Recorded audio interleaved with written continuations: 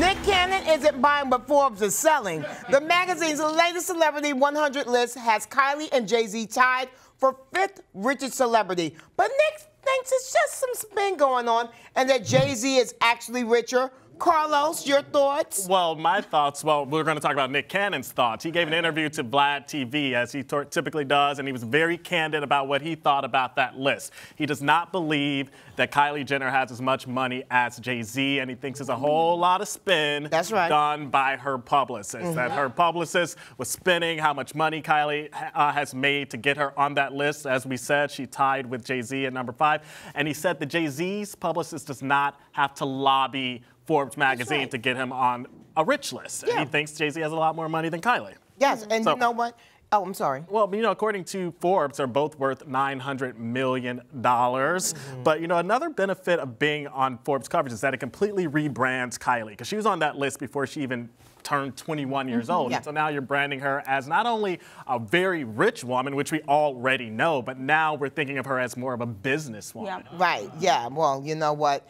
I believe what Nick Cannon said. I think that, you know, this is a lot of spin, a lot of hyperbole, and that Jay-Z is notoriously private, and that he certainly, I don't even think he wants to be on the list anymore, because as we all know, the truly rich people, darling, don't want to be on a list like that, and they are truly always very, very shy when it comes to publicity about their wealth, because they don't want folks digging up in their pockets, honey. So yeah. But the key word is what you said, anymore, because let's, you know, a lot of celebrities, especially early on in their careers, this is what their public. Well, it's a status symbol. Exactly. It's when you're early on. And it's a good it's a good way to negotiate bigger contracts too. At some point, when people think you have a certain amount of money, but it's also an illusion. I mean, think about some of these celebrities who have been on the world's richest list, and they've been worth $200, $300 million for what?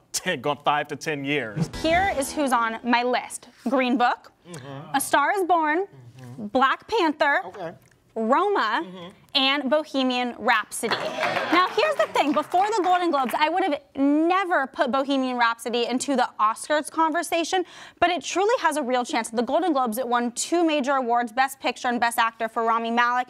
But here's the thing. Critics hate it, but audiences love it so much so that it's close to making $800 million at the box office, which is huge. Now, I want to give you a few other of my picks. I think for a dark horse, it could be 8th Grade, which comes from first-time director Bo Burnham, and it's winning all the awards in the industry. And I think a snub, something that could be snubbed, would be Crazy Rich Asians, because audiences love it, critics love it. It's been a huge conversation piece, but rom-coms are sometimes hard to get nominated at the Oscars.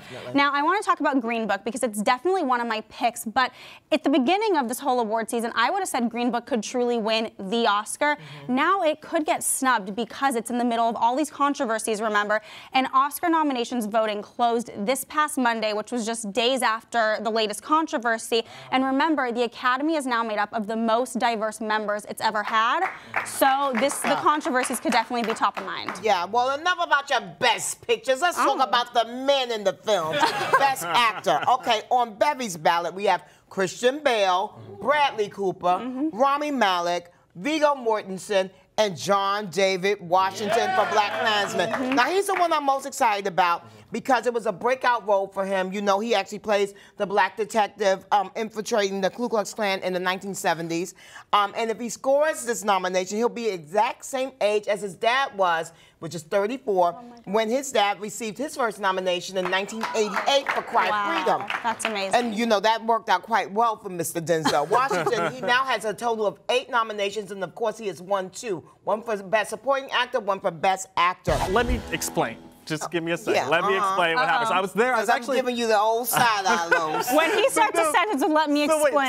So I was invited as a guest, which means I was off the clock. And so there's a lot of confusion to begin with. So I was there with our producer. I spoke to Spike, and then I went to the bar with our producer. And the publicist comes up to me, and they're like, you know, Spike, he's ready to talk to you. So I'm thinking, you know, I've met him a few times. I know his wife. I'm on TV now. Like, I'm going to hang out with Spike and chill out with Spike at his table. So I'm going over to the table with our producer, thinking it's just going to be a whole, you know, chit-chat situation. You guys know I'm horrible at small talk. Right. And so, but, you know, he thought that it was an interview, and I realized that in the middle of the conversation because the publicist was actually setting up an interview. So, you know, I'm nervous, and we're talking, and I start talking about, because everyone loves BlacKkKlansman, so I was curious, so I was curious as to what he thought about people who criticize the film, but I asked him a question because at the end of the movie, he includes footage from the Charlottesville riots and David Duke. So he included actual footage of David Duke addressing his supporters and saying, we're going to take back America. So I asked him, I said, do you feel like you are providing David Duke with a voice by including him in this film?